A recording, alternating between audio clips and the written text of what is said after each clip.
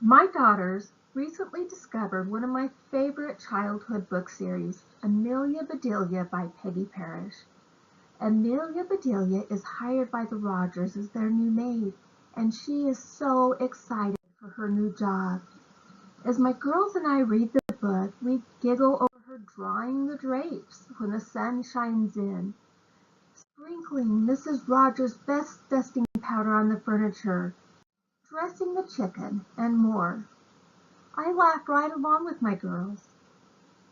And then, one day, I saw one picture and got a lump in my throat. Reading the story this time was a little different. I have a son on the high-functioning end of the autism spectrum, and I felt empathy for Amelia Bedelia and for Mrs. Rogers. Amelia Bedelia had worked hard, and she was very proud of the work she had done. She had used ingenuity and done everything on the list, and even more. Mrs. Rogers was horrified at the state of her house. Her furniture was dustier than when she had left, the sun was fading the furniture, her chicken was in a state that was far less appetizing and not at all ready for the oven. Look at them. I am almost embarrassed that a child's storybook picture can make me get a lump in my throat, but this one does. Amelia is so proud, and Mrs. Rogers so horrified. I am so impressed that Mrs. Parish was able to write a book in 1963 that is so applicable to my family and many others. Autism is far more prevalent today than in her day. Some people have even called it an epidemic. Some think it's just due to an increase in diagnoses. Others think that there is an actual increase in the prevalence. No matter the reason, there is a significant portion of our population on the autism spectrum. As of 2018, it is estimated to be 1 in 59, and many think that this is an underestimate. Rates where there is no screening for autism are reported at a much lower rate. For example, Arkansas finds 1 in 77 of their population is on the autism spectrum, where New Jersey, which can screen schools, has a rate of 1 in 34. There are half as many children on the spectrum in Arkansas as compared to New Jersey, which is something that experts believe is nearly impossible. And they believe that if there was better screening, the prevalence would be even higher. Now this is talking about our students. And even though there is still room for improvement, educational services for those on the autism spectrum is federally mandated and has been improved greatly. There is help for these students to get through high school graduation, and then poof, it pretty much disappears. They call this a service cliff. There is still some help available that is tough to find. The lack of this support leads to what is called a shocking failure of too many youth with autism to launch successfully into adulthood.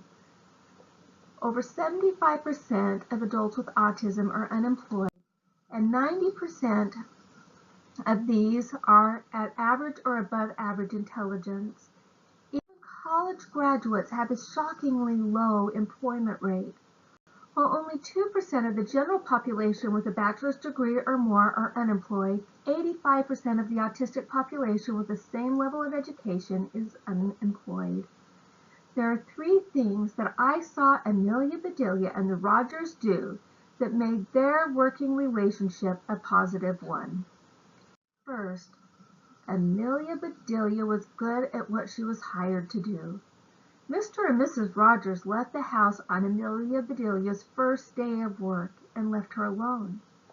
I like to think that this is because they had seen her work and knew it was excellent.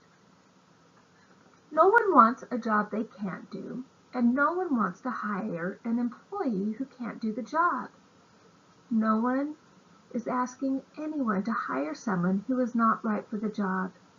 Many employers are finding that an interview is not the best way to find the best employees, and are doing things like having a working interview. If the Rogers had seen Amelia Bedelia's work and how clean she had kept someone else's house, this would be an example of a working interview. Amelia Bedelia would have done great if they had even asked her to clean the house or to bake for them. The second thing is that when Mrs. Rogers saw the state of her house, she was ready to fire Amelia Bedelia. Mr. Rogers had noticed the pie and tried it.